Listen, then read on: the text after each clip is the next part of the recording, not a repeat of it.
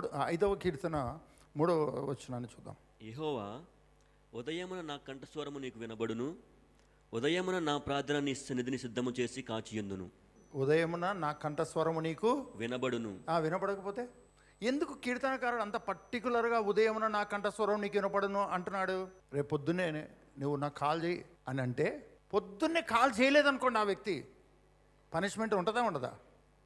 అంత పని అవుతుందా వదా? రేపు పొద్దున్నే కాల్ చేయి, నువ్వు ఎవ్రీ మార్నింగ్ నాకు కాల్ చేయి, నువ్వు ఎవ్రీ మార్నింగ్ నువ్వు నువ్వు నువ్వు లేచిన వెంటనే నాకు కాల్ చేయి అని ఒక అధికారి చెప్పాడు.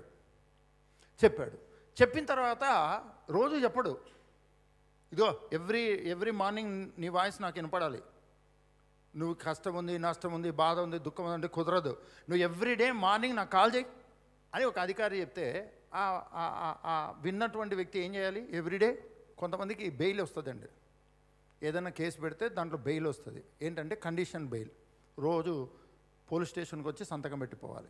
ఒకవేళ పోలీస్ స్టేషన్కి వచ్చి సంతకం పెట్టకపోతే మళ్ళీ అరెస్ట్ చేస్తారు. ఒక అధికారి రోజు మార్నింగ్ నువ్వు నాతో మాట్లాడు, నువ్వు నాకు కాల్ చేయి అని చెప్పిన తర్వాత ఆ వ్యక్తికి రోజు చెప్పడం జరగదు, ఒకటేసారి చెప్తారు. రోజు చెప్పబడిన వ్యక్తి ఏం చేయాలి? కాల్ చేయాలి. నేను బతికే ఉన్నాను, ఇదిగో హలో మీరు చేయమన్నారు కదా నేను చేశాను అని కీర్తనకారుడు ప్రతి ఉదయము నా కంఠస్వరము ఏం రాయబడింది? ఉదయమున నా కంఠస్వరము నీకు వినబడును. ఉదయమున నా కంఠస్వరం నీకు వినబడును. ఉదయమున నా ప్రార్థన నీ సన్నిధిని సిద్ధము చేసి కాచియుందును. ఉదయాన్నే టీ రెడీ చేసి, ఉదయమే కాఫీ రెడీ చేసి, ఉదయమే కషాయం రెడీ చేసి, ఉదయమే బీట్రూట్ రసం చేసి, ఉదయమే ఏబీసీ జ్యూస్ తయారు చేసి, ఉదయమే చేసినట్టుగా కీర్తనకారుడు ఏమంటున్నాడు? నా ప్రార్థనను సిద్ధపరిచి, ప్రార్థన చేయడమా, ప్రార్థనను సిద్ధపరచుకొని దాన్ని తీసుకురావడమా?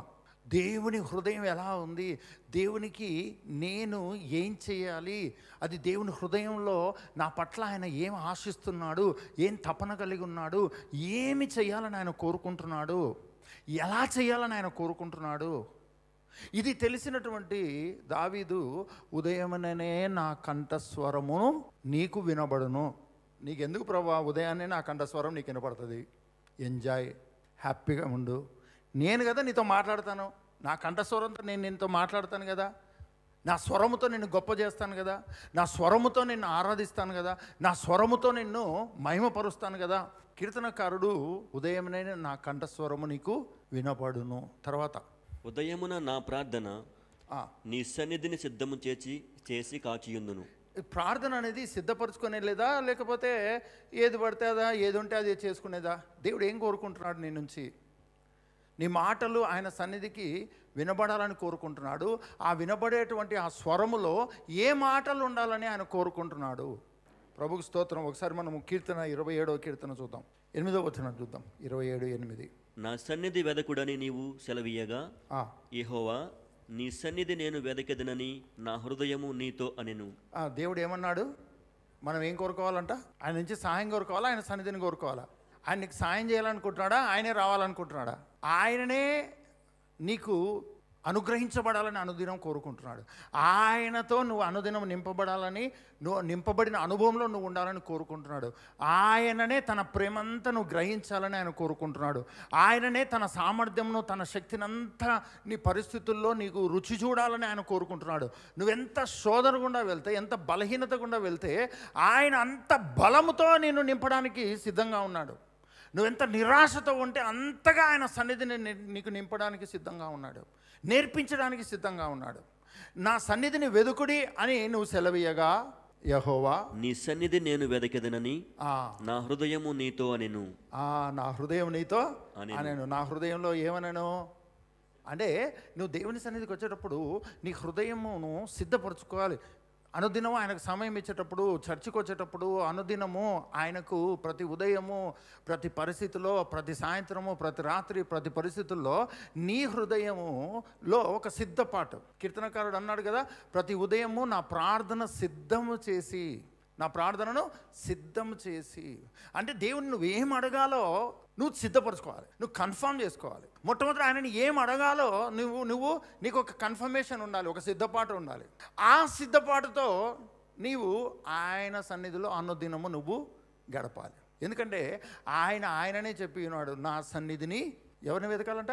ఆయన సన్నిధిని వెదకమని ఆయన కోరుకుంటున్నాడు. Seek my presence everyday, seek my face everyday. ప్రతి దినము నా సన్నిధిని, ప్రతి దినము నన్ను కోరుకో. నువ్వు ఎంత భయంకరమైన పరిస్థితి గుండా వెళ్తున్నా ఫస్ట్ సీక్ మై ప్రజెన్స్. నన్ను కోరుకో, నా సన్నిధిని కోరుకో. అందరికంటే ముఖ్యంగా, అన్ని పరిస్థితుల కంటే ముఖ్యంగా అనుదినము నన్ను కోరుకో, నా సన్నిధిని కోరుకో. నీకు కష్టం ఉన్నా, నీకు సుఖం ఉన్నా, నీకు సంతోషం ఉన్నా, నీకు దుఃఖం ఉన్నా, సీక్ మై ప్రజెన్స్ ఎవ్రీడే. ప్రతి ఉదయం నా సన్నిధిని కోరుకో. నా సన్నిధిని కోరుకునే హృదయంతో నీవు నా సన్నిధికి రా. ఇది దేవుడు కోరుకుంటున్నటువంటి విషయం అండి. దేవుడు కోరుకుంటున్నటువంటి విషయం. దేవుడు, మనము ఎన్నో విషయాలు అడుగుతూ ఉంటే దేవుడు అన్ని విషయాలను నీ జీవితంలో నెరవేర్చడానికి ఆయన సిద్ధంగా ఉన్నాడు. ఆ నెరవేర్పు కొరకు దేవుడు తన ఆత్మను నీకు ఇస్తున్నాడు. హల్లెలూయా. అనుదినం ఆయన నీకు ఇస్తున్నాడు. అందుకనే సంఘముతో పౌలు భక్తుడు చెప్తున్నటువంటి ఒకే ఒక్క ఆజ్ఞ, ఈరోజు సంఘానికి ఉన్నటువంటి ఒకే ఒక్క ఆజ్ఞ అండి. చర్చికి ఉన్న ఒకే ఒక్క ఆజ్ఞ, రక్షింపబడిన విశ్వాసికి క్రైస్తవ జీవితంలో ఉన్న ఒకే ఒక్క ఆజ్ఞ ఏంటంటే be filled with the holy spirit. పరిశుద్ధాత్మతో నింపబడు. ఎఫెసీయులకు రాసిన పత్రిక 5వ అధ్యాయం 18వ వచనం చూద్దాం. మరియు మద్యముతో మత్తులై ఉండకుడి, దానిలో దుర్వ్యాపారం కలదు, అయితే ఆత్మపూర్ణులైండుడి. ఆత్మలో మత్తిల్లి ఉండండి అని ఆజ్ఞ ఇస్తున్నాడు. ఇది నువ్వు ఆజ్ఞగా తీసుకోకపోతే, ఇది నీకు ఆజ్ఞగా అర్థం కాకపోతే, అనుదినము ఇది నీవు అనుభవించాల్సిన ఒక అనుభవము. ఆ అనుభవం కొరకు నువ్వు ఆయన సన్నిధికి కనబడాలి, ఆయన సన్నిధిని గోజాడాలి, ఆయన సన్నిధిలో వెదకాలి. ఆయన సన్నిధిలో ఆయన ఆత్మతో నింపబడేంత వరకు నీవు ఆయనకు సమయం ఇవ్వాలి, ఓపికతో నీవు సమయం ఇవ్వాలి. ఇది కనుక చేయకపోతే మనకు తెలియకుండానే ఇస్కరియోతు యూదా ఆత్మ పనిచేస్తుందండి మనలో. ఈ ఆత్మ మనకు తెలియకుండానే పేతురు ఆత్మ పనిచేస్తుందండి. పేతురు ఆత్మ తెలుసు కదా, పరిశుద్ధాత్మతో నింపబడక ముందు తోమ ఆత్మ మనలో పనిచేస్తుందండి. పరిశుద్ధాత్మతో నింపబడక ముందు యేసుక్రీస్తు శిష్యులలో పనిచేసిన ఆత్మ మనలో పనిచేయడం ప్రారంభమవుతుంది. అందుకని యేసు ప్రభు ఆయన వెంట తిప్పుకొని ఎన్నో అద్భుతాలు, ఎన్నో సూచక్రియలు, ఎన్నో మహత్కార్యాలు చేశాడు. కానీ అవి ఏవి కూడా వాళ్ళని మార్చలేదండి, ఏవి కూడా మార్చలేదు. అప్పటికి మాత్రం ఆశ్చర్యపోయారు. మళ్ళీ వాళ్ళ తడాక వాళ్ళదే. అవునా కదా? మత్తయి సువార్త, మార్కు సువార్త, లూకా సువార్త, యోహాను సువార్తలో యేసుక్రీస్తుని అప్పగించింది ఎవరు? మనల్ని వెలపెట్టి కొనేవానిని ఒక వెలకు అమ్మిన వాడే ఇస్కరియోతు యూదా. ఎవరైనా? ఎవరి శిష్యుడు? లూసిఫర్ శిష్యుడా? ఎవరి శిష్యుడు? అనుదినము మన క్రైస్తవ జీవితంలో పరిశుద్ధాత్మతో నింపబడకపోతే ఇంకో ఆత్మతో నింపబడతాం మనకు తెలియకుండానే. అదేంటంటే ఇస్కరియోతు యూదా ఆత్మ, పేతురు ఆత్మ. నాకు తెలియదబ్బా. మా అమ్మ మీద ఒట్టు, మా నాన్న మీద ఒట్టు, మా అత్త మీద ఒట్టు, మా మామ మీద ఒట్టు, అసలు నా మీదనే ఒట్టు. ఎవరో తెలీదు. సమయానికి మనకెవరో తెలియదు. యేసు ప్రభు తోమ అన్నీ నేను నమ్మాలంటే ఇట్లా ఉంటేనే నమ్ముతా, ఇది ఇట్లా ఉంటేనే నమ్ముతా. మనకు తెలియకుండానే పరిశుద్ధాత్మతో మనం నింపబడకపోతే మనకు తెలియకుండానే ఇటువంటి ఆత్మలన్నీ పనిచేస్తాయండి. కాబట్టి సంఘానికి పౌలు భక్తుడు ఎఫెసీలో ఉన్నటువంటి దేవుని సంఘానికి ఏం రాస్తున్నాడంటే, మద్యముతో మత్తులై ఉండకూడి. మీరు మత్తులై ఉండాలి, కానీ మద్యంతో కాదు, పరిశుద్ధాత్మునితో. ఉదయముననే నా కంఠమును నీకు, నా కంఠ స్వరమును, నా కంఠం ఉంది, కంఠం అంటే గొంతండి, నాకు కంఠం ఉంది, ఆ కంఠంలోంచి స్వరం వస్తుంది. ఆ స్వరాన్ని మొట్టమొదట నువ్వే వినేటట్లుగా నేను జాగ్రత్త పడతాను అని చెప్తున్నాడు కీర్తనకారుడు.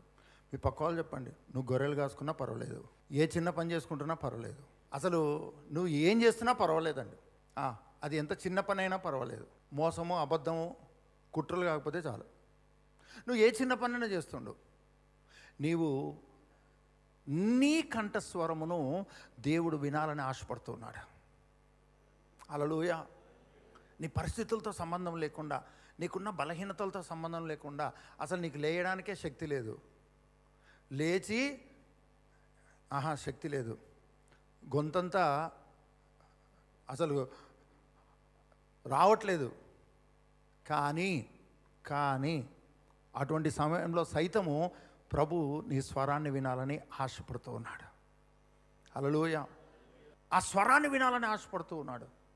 ఆ స్వరము వెంట ఆయన సన్నిధిని కోరుకోవడము అన్న దాని గురించి, ఆయననే కోరుకోవడము అన్నది వినాలని ఆయన ఆశపడుతూ ఉన్నాడు. ఆ స్వరముతో ఆయనను గొప్ప చేయాలి అనుదినము అనుక్షణము అని ఆయన కోరుకుంటున్నాడు. తప్ప అండి? తప్ప? ఎన్ని పనులు ఉంటాయి మనకు, ఎన్ని ఆలోచనలు ఉంటాయి, ఎంతమంది ఉంటారు. ఏంటి దేవుణ్ణే కోరుకునేది ఏంది? ఆయన సన్నిధినే కోరుకోవడం ఏంది? ఎంతమంది మనకు తెలిసి ఉంటుంది. ఎంత ఇంపార్టెంట్ అయిన వాళ్ళు మనకు ఉంటారు, ఎంత ఇంపార్టెంట్ వర్క్స్ మనకు ఉంటాయి. ఈ భూమి మీద బిజీ వ్యక్తి ఎవరో చెప్పాలా వద్దా? ఈ భూమి మీద అత్యంత బిజీయెస్ట్ పర్సన్ ఎవరో నేను చెప్పాలా? అత్యంత బిజీయెస్ట్ పర్సన్ ఎవరో తెలుసా? Lazy person. 24 గంటలు పనిచేసేవాడు కూడా నేను బిజీ అని చెప్పడు. ఎందుకంటే అలా చెప్పడానికి టైం ఉండదు.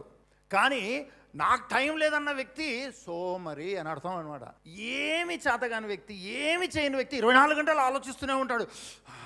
ఇట్లా అట్లా ఎప్పుడు ఎలా 24 గంటలు సరిపోదండి రోజుకి. మీరు గమనించుకోండి, మీరు బిజీగా ఒక పనిలో ఉండి ఒక పనిని చెయ్యాలి అన్నప్పుడు అసలు మీకు టైం దొరకదు. వేరేది ఆలోచించడానికి మీకు టైమే ఉండదు. కానీ ఊరికే ఉన్నారనుకోండి, లోకంలో ఉన్న సమస్యలన్నీ మీవే. 24 గంటలు మన మైండ్ పనిచేస్తూనే ఉంటుంది. ఇదంటది, అదంటది, ఇది కరెక్ట్, అది కరెక్ట్, ఇట్లా అట్లా అట్లా ఇట్లా ఇట్లా ఇట్లా ఇట్లా ఇట్లా ఇట్లా ఇట్లా ఇట్లా ఇట్లా ఇట్లా ఏం చేయమండి. ఎందుకంటే నా జీవితంలో నేను అది అనుభవించి చెప్తున్నా మీకు. నేను ఏం చేయడానికి చేతగానప్పుడు నన్ను మించిన బిజీ పర్సన్ ఎవ్వరు లేరు. 48 అవర్స్ ఆలోచించేవాడిని. ఏంటి ఆలోచనలు? ఏం చేయలేకపోతున్నాను ఆలోచన. సరే ఏదన్నా చెయ్యి, అది చేయలేకపోతున్నాను. ఏదన్నా చిన్న పని చెయ్యి, అది కూడా లేదు నాకు. ఎవరు నాకు సాయం చేసే వాళ్ళు లేరు. లాస్ట్కి వచ్చేసరికి నాలో ఏం స్కిల్స్ లేవు. ఇంకా కొంచెం వచ్చేసరికి నేను అప్డేట్ అవ్వలేదు. ఇప్పుడున్న కథ వేరు. నాకు తెలిసిందంతా ఇదే పనే, వేరే పని చేయలేను. ఏం పని చేయను వానికి ఏదో ఒక పని చేయడం మంచిది కదా. ఎంత డిసీవింగ్ అనిపించిందంటే నాకు, అంత డిసీవింగ్ అనిపించిందండి. అంటే అపవాది మోసం ఎంతవరకు ఉంటుందంటే, నువ్వు ఎంతగానో ఆలోచిస్తున్నావు. ఓకే, ఆలోచిస్తున్నావు అంతే, ఏం చేయవు. ఎంత ఆలోచన అంటే నిద్ర పట్టదండి. అసలు పొలిటీషియన్స్ అన్న నిద్రపోతారు కానీ, రాత్రింబగళ్ళు పనిచేసే వాళ్ళన్నా నిద్రపోతారు కానీ, ఏం చేయని వ్యక్తికి నిద్రనే పట్టదండి. ఏం చేయని వ్యక్తికి ఒళ్ళు నొప్పులు, కడుపు నొప్పి, తలనొప్పి. అదే మీరు వర్క్ చేయడం మొదలు పెట్టండి, తలనొప్పిన్నా పట్టించుకోరు. ముక్కులు గారిపోతుంటాయండి, తుడుచుకుంటారు, పని చేస్తారండి. టక్ టక్ టక్ టక్ టక్. మొత్తం ల్యాప్టాప్ అంతా మన ముక్కుల్లో నుంచి వచ్చిన దాంతోనే బ్యాప్టిజం పొందింటుంది అంతే. తలనొప్పి పట్టించుకోం, టీలు తాగుతుంటాం, పని చేస్తాం. కొంతమంది ఇంకా తలకు ఇట్లా ఇట్లా కట్టుకొని మరీ పని చేస్తూ ఉంటారు. పని లేకపోతే మాత్రము అబ్బా అడుగేయాలంటే మనకు వల్ల కానే కాదు. దేవుడు నిన్ను ఏ పని చేయని వ్యక్తిగా చేయలేదు. ఏదో పరిస్థితుల గురించి ఆలోచించే వ్యక్తిగా చేయలేదు. మనం రియలైజ్ అవ్వాలి. ఏదైనా మన ఆలోచనలో, మన తలంపుల్లో మనల్ని పోరాటానికి గురి చేస్తుంది అన్నప్పుడు మనము రియలైజ్ అవ్వాలి. ఎందుకు రియలైజ్ అవ్వాలంటే, అలా ఉండడానికి నువ్వు క్రైస్తవునివి అవ్వలేదు. నీ క్రైస్తవ జీవితంలో you are very busy with Christ. నీవు క్రీస్తులో చాలా బిజీగా ఉన్న వ్యక్తివి. క్రీస్తుతో నువ్వు చాలా బిజీగా ఉన్న వ్యక్తివి. ఆయన అభిషేకంతో చాలా బిజీగా ఉన్న వ్యక్తివి. ఆయన ఆత్మ ద్వారా చాలా బిజీగా ఉన్నటువంటి వ్యక్తివి. యేసుక్రీస్తు ఏమన్నాడంటే, నన్ను నమ్మిన వారు నేను చేసిన క్రియలు చేస్తారు. ఏముంది వాక్యంలో? నన్ను నమ్మిన వాళ్ళు నేను చేసిన క్రియలు. మరి వాటికంటే ఇప్పుడు చెప్పండి, క్రైస్తవులు సోమర్లా? పని పాట లేని వాళ్ళ? ఏ పని లేని వాళ్ళ? యేసుప్రభు నమ్మిన వాళ్ళంట యేసుప్రభు చేసిన క్రియలు చేస్తారంట. యేసుప్రభు చేసిన క్రియలు ఏమిటో తెలుసా అండి? ఈ భూమి మీద ఆయన చేసిన క్రియలు రాయడానికి అట్లా రాస్తూ పోతే భూమి సరిపోదంటండి. అలా రాసిన వాటిని పెట్టడానికి భూమి సరిపోదంట. యేసుప్రభు ఏమంటున్నాడంటే, యేసయ్య ఏమంటున్నాడంటే, నన్ను నమ్మిన వారు నేను చేసిన క్రియలు చేస్తారు అంటున్నాడు. ఇప్పుడు చెప్పండి, మన క్రైస్తవ జీవితంలో మనం ఏం చేయలేకపోతున్నాం అన్నది నిజమా అబద్ధమా? యేసుప్రభు నమ్మిన వ్యక్తి యేసుప్రభు చేసిన క్రియలు చేస్తాడు, వాటికంటే గొప్పవి చేస్తాడు. ఇప్పుడు చెప్పండి, క్రైస్తవ జీవితం బిజీగా ఉన్న జీవితమా, ఏమీ చేయని జీవితమా? అందుకనే ఆయన ఏం కోరుకుంటున్నాడంటే, సీక్ మై ప్రజెన్స్ అంటున్నాడు. నా సన్నిధిని కోరుకో. ఇర్మియా గ్రంథంలోకి వెళ్దాం. 29 ఇర్మియా 29 13వ వచనాన్ని చూద్దాం. మీరు నన్ను వెదకిన ఎడల, పూర్ణ మనసుతో నన్ను గూర్చి విచారణ చేయునడల, మీరు నన్ను కనుగొందురు. తర్వాత నన్ను నేను మీకు కనుపరుచుకొందును, ఇదే యెహోవా వాక్కు. నేను మిమ్మల్ని చెరలో నుండి రప్పించెదను. నేను మిమ్మల్ని చెరపట్టియే ఏ జనుల్లోనికి ఏ స్థలములోనికి మిమ్మల్ని తోలివేసితునో ఆ జనులందరిలో నుండి ఆ స్థలములన్నింటిలో నుండి మిమ్మల్ని సమకూర్చి రప్పించెదను. ఇదే యెహోవా వాక్కు. గట్టిగా హల్లెలూయా చెప్దామండి. హల్లెలూయా. మొట్టమొదటనే విడిపిస్తానంటున్నాడా? మొట్టమొదట ఆయన సన్నిధిని కోరుకోమని చెప్తున్నాడా? ముందు ఆయన సన్నిధిని వెతకమని చెప్తున్నాడా? లేకపోతే విడుదల ఇచ్చేస్తానని చెప్తున్నాడా? ఆయన ప్రజెన్స్ అనేటువంటిది నువ్వు ఎందుకు ఈ భూమి మీద కోరుకోవాలి? ఆయన సన్నిధి కొరకు ఎందుకు నువ్వు ఆశ కలిగి ఉండాలి, కనిపెట్టుకోవాలి, విచారణ చేయాలి? ఆ సన్నిధి అనుభవించేంత వరకు నువ్వు ఆయనకు సమయం కేటాయించి ఆ సమయంలో కొనసాగాలి. ఎందుకో తెలుసా అండి? ఆయన సన్నిధే నీకు తెలియకుండా ఎక్కడెక్కడ ఏ విషయాల్లో విడుదల రావాలో నీకు తెలిసి కొన్నిట్లో విడుదల పొందుకుంటావు, నీకు తెలియకుండా కొన్ని విడుదల పొందుకుంటావు. హల్లెలూయా. ఆయన ప్రజెన్స్ అనేది నువ్వు ఎప్పుడైతే అనుభవిస్తూ ఉంటావో నీకు తెలియకుండానే ఎన్నెన్ని చోట్ల ఏ ఏ వ్యాధులు, ఏ ఏ రోగాలు, ఏ ఏ మనస్తత్వాలు, ఏ ఏ ఆలోచన విధానాలు, ఎన్ని నష్టం కలిగించే ఆలోచనలు ఎన్నిటిని పట్టుకొని ఉంటావో నీకు తెలియకుండా, కొన్ని నీకు తెలియకుండానే నువ్వు ఫ్రీ అయిపోతావు. దేవుని సన్నిధిని నువ్వు కనిపెట్టుకొని, దేవుని సన్నిధిని నీవు విచారించుకొని, అంటే వివరంగా తెలుసుకొని వివరంగా అనుభవిస్తూ నీ క్రైస్తవ జీవితం ఉన్నట్లయితే నీకు తెలియకుండానే నువ్వు ఎక్కడెక్కడ విడుదల పొందుకోవాలో ఆటోమేటిక్గా విడుదల పొందుకుంటావు. నీకు తెలియనివి చాలా చోట్ల నువ్వు విడిపింపబడతావు. నీకు తెలిసి కొన్ని విషయాల్లో నీకు అర్థమవుతుంది, అబ్బా ఇంతకుముందు ఇలా ఉండింది ఇప్పుడు లేదు అది. కాబట్టి నీ క్రైస్తవ జీవితంలో అత్యంత ప్రాముఖ్యమైనది ఏంటి అంటే నీవు ప్రభువుతో సహవాసము చేయడము, సమయం ఇవ్వడము, ఆయన వాక్యంతో సమయం గడపడము, ఆయనను స్తుతిస్తూ గణపరుస్తూ సమయం గడపడము, పరిశుద్ధాత్మని సహవాసమును కోరుకోవడము, పరిశుద్ధాత్మ సన్నిధిని అనుభవించడము, ఆయన కృపావరాలు నీలో నుంచి ఆపరేట్ అవ్వాలనేటువంటి ఆయన యొక్క క్యారెక్టర్ నీలో ఆపరేట్ అవ్వాలనే తపన, ఆశ నిన్ను చాలా చాలా ఉజ్జీవంలోకి నడిపిస్తుంది, చాలా తీవ్రత నీలో పుట్టిస్తుంది. ఇలా చేయకుండా నీవు నీ క్రైస్తవ జీవితాన్ని జీవిస్తే హోలీ స్పిరిట్ పని చేయకపోతే ఇంకో స్పిరిట్ పనిచేస్తుందండి. స్పిరిట్ అయితే పనిచేస్తుంది. హోలీ స్పిరిట్ నీలో పని చేయకపోతే ఇంకో స్పిరిట్ పనిచేస్తుంది. అది దుఃఖం అనే స్పిరిట్ అవ్వచ్చు, అవిశ్వాసం అనే స్పిరిట్ అవ్వచ్చు, భయం అనే స్పిరిట్ అవ్వచ్చు, లేకపోతే యేసుప్రభువును తెలుసుకోకుండా ఉండేటట్టు చేసే స్పిరిట్ అవ్వచ్చు, లేకపోతే నీలో నీకు పోరాటము, నెమ్మది లేకుండా, కూర్చోనీయకుండా, నిలబడకుండా, కూర్చునే సమయం లేదు, నిలబడే సమయం లేదు, నిద్రపోయే సమయం లేదు, తిండి లేని సమయం లేదు. అంటే ఎవరిని అన్నామనుకోండి, ఉదాహరణకు నేనే మీతో అంటున్నాను, అసలు నాకు కూర్చోడానికి సమయం లేదు, తినడానికి సమయం లేదు, పడుకోవడానికి సమయం లేదు అని నేనంటే మీరేమనుకుంటారు? అమ్మమ్మ ఎంత బిజీ అనుకుంటారు. కాదండి, ఆలోచిస్తున్నాను. ఈ ఆలోచన వల్ల నిద్ర పట్టట్లేదండి. పరిస్థితుల గురించి ఆలోచిస్తే, మనుషుల గురించి ఆలోచిస్తే ఆకలి కూడా అవ్వట్లేదు, తినలేకపోతున్నాను. దేవుని ఆత్మ నీలో పనిచేయకపోతే నీ క్రైస్తవ జీవితంలో ఇంకొక ఆత్మ పనిచేస్తుంది అంతే. నీవు ఏదో ఒక ఆత్మ చేత ప్రభావితం చేయబడాల్సిన వ్యక్తివి. కానీ లీగల్గా వారసత్వపు హక్కు ద్వారా నువ్వు పరిశుద్ధాత్మని ప్రభావంలోనే అనుదినము కొనసాగాల్సిన వ్యక్తివి. ఒకవేళ సాతానుడు పరిశుద్ధాత్మనికి సంబంధం లేని ఏ ఆత్మ పనిచేస్తున్నా అది ఇల్లీగల్గా పనిచేస్తుంది, అనవసరంగా పనిచేస్తుంది. నువ్వు మెలకుగా లేనందుకు పనిచేస్తుంది తప్ప నిజంగా నీ జీవితంలో వారసత్వం ద్వారా పని చేయాల్సింది పరిశుద్ధాత్ముడు. కొరింథీయులకు రాసినటువంటి 2వ పత్రిక 3వ అధ్యాయము 16వ వచనం. ప్రభువే ఆత్మ, ప్రభు యొక్క ఆత్మ ఎక్కడ నుండునో అక్కడ స్వాతంత్ర్యం ఉండును. ఎప్పటికప్పుడు ఆయనే ప్రభువు. హల్లెలూయా. ఎప్పటికప్పుడు ఆయనే నిన్ను పరిపాలిస్తాడు. హల్లెలూయా. ఏ పరిస్థితి ఉన్నా ఆయనే నిన్ను పరిపాలిస్తాడు. హల్లెలూయా. Now the lord is the spirit. హల్లెలూయా. ఇప్పుడు చెప్పండి, నౌ, ఇప్పుడే నొప్పి వచ్చింది, ఇప్పుడే పరిశుద్ధాత్ముడు ప్రభు. ఇప్పుడే భయం వచ్చింది, ఇప్పుడే పరిశుద్ధాత్ముడు ప్రభు. ఇప్పుడే ఏదో జరిగింది, పరిశుద్ధాత్ముడు ప్రభు. హల్లెలూయా. నేను చిన్న టెస్ట్ మనీ చెప్తానండి. 2 వీక్స్ బ్యాక్ ఎయిర్పోర్ట్ నుంచి వచ్చి ఇంటి దగ్గరికి వచ్చి లగేజ్ తీసి వెనకాల డిక్కి నేను వేస్తూ ఉన్నాను. ఒక చేత్తో ఆ డిక్కీని పట్టుకున్నాను గట్టిగా వేయడానికి, ఇంకో చెయ్యేమో ఎక్కడుందంటే కరెక్ట్గా ఆ డిక్కీ పడే చోట పెట్టి ఉన్నానండి, ఆ డోర్ పడే చోట పెట్టి ఉన్నాను. లోపలికే ఉంది నా చెయ్యి. నేను గమనించుకోలేదు.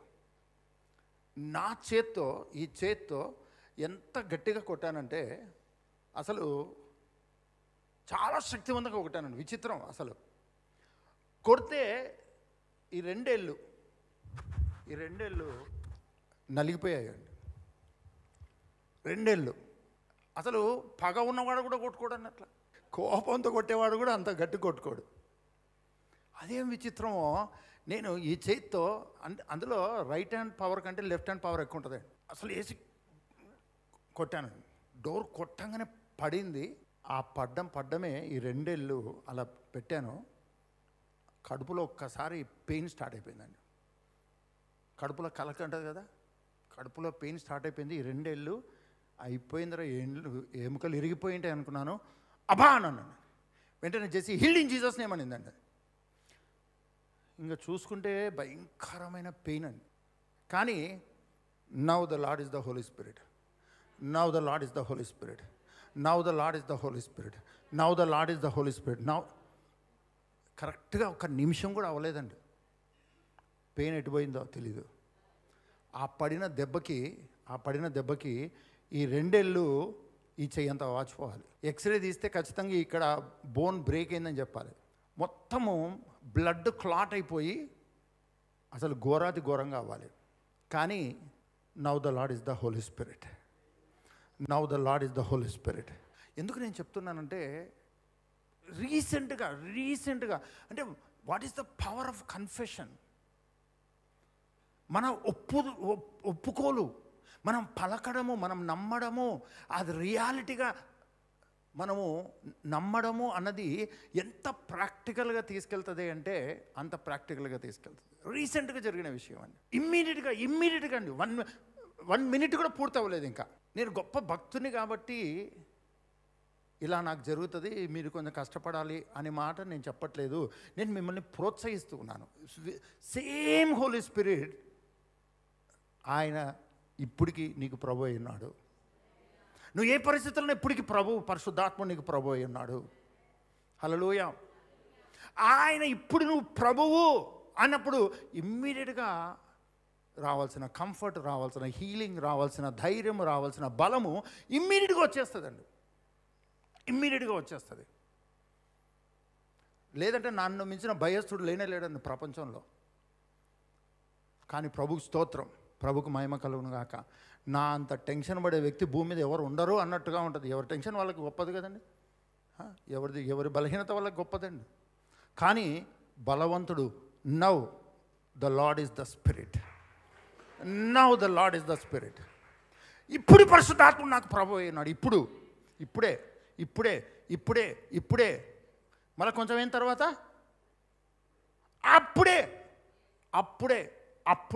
పరిశుద్ధాత్మ నాకు ప్రభు అయినాడు. అట్లనే ప్రధానికి now is the lord is the spirit అని చెప్పి బ్లైండ్గా ఉండొద్దు. డాక్టర్ దగ్గర ఏదో ట్రీట్మెంట్కి వెళ్ళాలంటే వెళ్ళాలి. కొన్నిసార్లు ప్రభు కొన్ని అనుమతిస్తాడు. నిజం అది. మొండి కూర్చోవద్దు, గుడ్డిగా ఉండొద్దు. ఏదో పాస్టర్ 2 ఏళ్ళు ఉన్నాయి కదా ప్రభా, 2 ఏళ్ళని కొత్త ఇళ్ళు ఇచ్చినావు కదా ప్రభా, నన్ను కూడా కాపాడు ప్రభా. నేను చెప్తున్నాను కదా, నాకు తగిలినంతలో 1 మినిట్ లోపలనే దెబ్బ మాగిపోయిందండి. నేను ఇది కేవలం మిమ్మల్ని ఎంకరేజ్ చేయడానికి చెప్తూ ఉన్నాను, నమ్మడానికి చెప్తున్నాను. ఎంత పరిశుద్ధాత్మను మనల్ని పరిపాలిస్తాడు, ఎంత ఇన్ఫ్లుయెన్స్ చేస్తాడు అన్నదానికే చెప్తున్నాను. హల్లెలూయా. నేను కూడా బాడీ పెయిన్స్ ఉంటే డోలో ట్యాబ్లెట్ వేసుకుంటానండి. అవసరమైతే పరిశుద్ధాత్మను అడిగే ట్యాబ్లెట్ వాడతానండి. I'm not against the medicine. కానీ మెడిసిన్ కంటే powerful holy spirit and his life. హల్లెలూయా. ప్రభుకు స్తోత్రం, ప్రభుకు మహిమ కలుగును గాక. ఇక్కడ ఇంపార్టెన్స్ ఏంటంటే మెడికేషన్ వాడుతున్నామా లేదా అనేది ఇంపార్టెంట్ కాదండి. మనము పరిశుద్ధాత్ముడు ఇప్పుడు ప్రభువు అని నమ్ముతున్నామా లేదా అది ఇంపార్టెంట్. ఎప్పటికప్పుడు ఆయన సన్నిధిని కోరుకోవాలి. అపోస్తల కార్యములు 1:4. ఆయన వారిని కలుసుకొని ఇలాగూ ఆజ్ఞాపించెను. ఆయన వారిని కలుసుకొని ఇలాగూ ఆజ్ఞాపించెను. మీరు యెరూషలేము నుండి వెళ్ళక నా వలన వినిన తండ్రి యొక్క వాగ్దానం కొరకు కనిపెట్టుడి. యోహాను నీళ్లతో బాప్తిస్మం ఇచ్చెను గాని కొద్ది దినములలోగా మీరు పరిశుద్ధాత్మలో బాప్తిస్మం పొందెదరు అనేను. పరిశుద్ధాత్మలో బాప్తిస్మం పొందెదరు అనేను. గట్టిగా హల్లెలూయా చెప్దాం. హల్లెలూయా. మనం నీళ్ళలో మునిగి బాప్తిసం తీసుకున్నాం కదా, దాని విలువ ఏంటి? ఎన్ని రోజులకు ఒకసారి విలువ ఉంటుంది? నువ్వు క్రీస్తులోనికి బాప్తిసం పొంది క్రీస్తుని ధరించుకున్నావు, ఆ ప్రభావం ఎన్ని రోజులకు ఒకసారి ఉంటుంది? నువ్వు క్రీస్తులోనికి బాప్తిసం పొంది క్రీస్తుని ధరించుకున్న ప్రభావము ఎన్ని రోజులకు ఒకసారి నువ్వు అనుభవించవచ్చు? మీ పక్క వాళ్ళు చెప్పండి. అనుభవించడం కాదు, ఆ అనుభవంలోకి నేను ఆల్రెడీ వెళ్ళి ఉన్నాను. ఆ అనుభవము అనుక్షణము అనుదినము ప్రతి పరిస్థితిలో ఆ అభిషక్తుని జీవితము అనుక్షణము అనుదినముతో నేను ప్రభావితం చేయబడే వ్యక్తిగా ఉన్నాను. అలాగా నేను బాప్తిసం పొంది ఉన్నాను. అలానే పరిశుద్ధాత్మ బాప్తిస అనుభవం కూడా అనుదినము అనుక్షణము ఏ పరిస్థితులు అయినా సరే పరిశుద్ధాత్మ బాప్తిస అనుభవం గుండా నువ్వు వెళ్ళడానికి నీకు పరిశుద్ధాత్మని బాప్తిస్వము అనుగ్రహించబడింది. దాన్ని నువ్వు ఇంపార్టెంట్గా తీసుకోవాలి. నువ్వు బాప్తిసం పొందినది మర్చిపోతే, పరిశుద్ధాత్మ బాప్తిసం పొందినది మర్చిపోతే నీ క్రైస్తవ జీవితంలో తిరిగి నువ్వే పని చేస్తావు. నీకు మనుషుల సహాయమే అవసరమవుతుంది. మరి యేసుప్రభు నమ్మిన తర్వాత మనుషుల సహాయం వద్దా అంటే అది గాడ్స్ ప్లాన్ ప్రకారం జరుగుతుందండి. దేవుడే నీ కొరకు మనుషులను ఏర్పాటు చేసింటాడు, నీకు తెలియదు. దేవుడు నీ కొరకు రాజులను ఏర్పాటు చేసింటాడు, నీకు తెలియదు. నీ అభివృద్ధి కొరకు గొల్యాతులు ఉంటారు. నీ ప్రమోషన్ కొరకు గొల్యాతు ఉంటాడు. గట్టిగా హల్లెలూయా చెప్తామండి. నీ కొరకు గోతులు ఉండడం ఎంత ఇంపార్టెంటో నీ కొరకు సింహాసనం ఉండడం కూడా అంత ఇంపార్టెంట్గా ఉంటుంది. హల్లెలూయా. ఈరోజు నువ్వు ఏ గోతైన అనుభవంలోకి వెళ్తున్నా, ఏ బంధింపబడిన అనుభవం గుండా వెళ్తున్నా, ఏమి చేయలేని అనుభవం గుండా వెళ్తున్నా, ఏ బలహీనత కలిగిన అనుభవం గుండా నువ్వు వెళ్తున్నా, ఆ అనుభవమే ఒక రోజుకి నిన్ను సింహాసనం ఎక్కిస్తుంది. హల్లెలూయా. నా జీవితంలో బ్రేక్ త్రూ కంటే, నా జీవితంలో విడుదల కంటే, నా జీవితంలో స్వస్థత కంటే, నా జీవితంలో నాకు కావాల్సిన వాటికంటే నీ సన్నిధి, నీ సన్నిధి, నీ సన్నిధి, నీ సన్నిధి, మీ ఆత్మ సన్నిధితో నేను నింపబడాలి. అనుదినము అనుదినము అనుదినము అనుదినము మీ ఆత్మ నడిపింపు నేను కోరుకుంటున్నాను. ఆత్మ పూర్ణునై ఉండాలి. ఆత్మలో మత్తిల్లిన వ్యక్తిగా నేను ఉండాలి. పరిశుద్ధాత్మ సన్నిధితో నింపబడాలి అనుదినము. పరిశుద్ధాత్మని నడిపింపులో నా హృదయ శరీరాత్మలు పరిపాలించబడాలి. నా కుటుంబం పరిపాలించబడాలి. నా పరిస్థితులు పరిపాలించబడాలి. ఆయన సన్నిధిని వెదికిన ఎడల, ఆయన సన్నిధిలో విచారించిన ఎడల ఆయన నీకు అర్థమవుతాడు. అనుదినము మొట్టమొదట ఆయన సన్నిధిని కోరుకుంటావా? ఆయన సన్నిధితో నింపబడిన అనుభవాన్ని ఆశిస్తావా?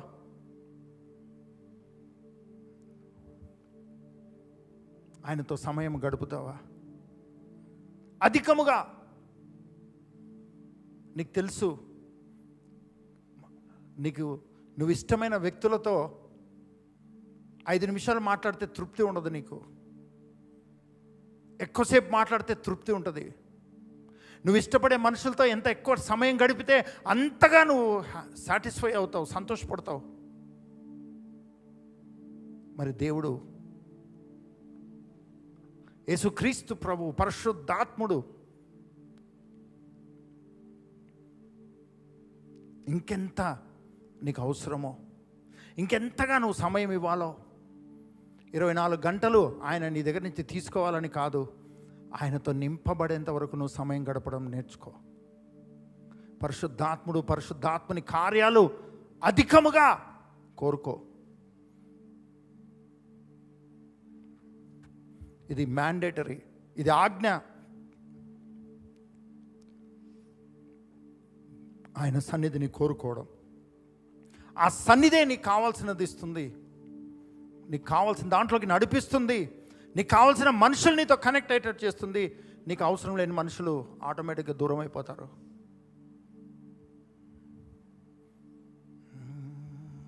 Thank you Jesus.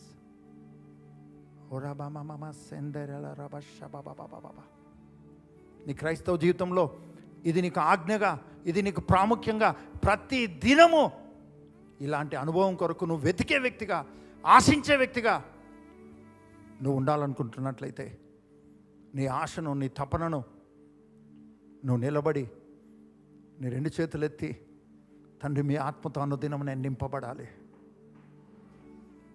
మీ ఆత్మ నింపుదల అనుభవం నాకు కావాలి. అడగమన్నావు ప్రభు, అడగమన్నావు, నేను అడుగుతున్నాను నాయన. మీ ఆత్మ నింపుదల నాకు కావాలి, మీ ఆత్మ నడిపింపు నాకు కావాలి, మీ ఆత్మ సంగతులు నేను గ్రహించాలి. ఇక్కడికి చేరి వాక్యం విని నిర్ణయం తీసుకున్న వారు, లైవ్లో జాయిన్ అయ్యి నిర్ణయం తీసుకున్న ప్రతి ఒక్కరిని మీ చేతులకు అప్పగిస్తున్నాను నాయన. నా కొరకు, ఇంకొకరి కొరకు వీరు నిలబడలేదు, మీరు మాట్లాడినందుకు నిలబడ్డారు, మీ కొరకు నిలబడ్డారు. మీ సన్నిధితో అనుదినము నింపి, అనుదినము శక్తివంతమైన అనుభవాలతో, బలమైన అనుభవాలతో, ఆశీర్వాదకరమైన అనుభవాలతో, జయించిన అనుభవాలతో క్రీస్తుకు సాక్షులుగా నిలబెట్టుకోండి తండ్రి. మీరు మాట్లాడండి, బోధించండి, ప్రత్యక్షతనివ్వండి, ఆదరించండి, మీరే బలపరిచి నడిపించండి. యుతబడిన వాక్యం 100 ఫలింపచేయండి. అందరినీ మీ చేతులకు అప్పగిస్తూ, మీ పరిపాలన అభిషేకానికి అప్పగిస్తూ, వారి ఇంట్లో ఉన్నా, ఎక్కడున్నా పరిశుద్ధాత్ముడు వారిని ప్రభావితం చేయడానికి మీ చేతులకు అప్పగిస్తున్నాను నాయన. ఒప్పించబడరు గాక, ప్రభావితం చేయబడదురు గాక. ప్రభా, మీ పరిపాలన అభిషేకం కమ్ముకొని బలపరిచి నడిపించమని, విస్తారముగా మీరిచ్చే వాక్శక్తితో వారు పలకాల్సిన మాటలు పలుకుతూ, అనుదినము ఎడిఫై చేయబడుతూ, తండ్రితో మాట్లాడుచు, ఆత్మలో ప్రార్థిస్తూ, మర్మములు పలుకుచు, గ్రహిస్తూ, అంతకంతకు వర్ధిల్లున్నట్లు మీ చేతులకు అప్పగిస్తూ, యేసు పరిశుద్ధ నామం నడుచున్నాము తండ్రి. ఆమేన్.